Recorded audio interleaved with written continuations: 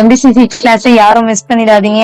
எவ்வளோ எல்லாருமே எவ்வளவு யூஸ்ஃபுல்லா எடுத்துக்க முடியுமோ எடுத்துங்க. இந்த கிளாஸை வந்து எதுக்காகவும் நீங்க வந்து பாதியோட ஸ்கிப் பண்ணிட்டு போயிடாதீங்க. நாங்க அவ்வளவு யூஸ்ஃபுல்லா நாங்க ஃபீல் பண்ணோம். நீங்களும் அதை வந்து யூஸ்ஃபுல்லா ஆக்கிங்க.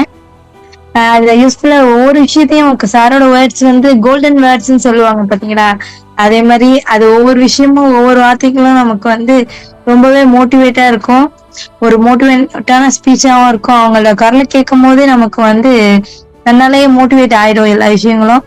ஸோ எல்லாருமே வந்து எவ்வளோ இதுக்காக எம்டிஎஸ்சிக்காண்டி டைம் ஸ்பெண்ட் பண்ண முடியுமோ ஸ்பெண்ட் பண்ணுங்க. நாங்களும் வந்து இதை வந்து தொடரணும்னு ஆசைப்படுறோம்.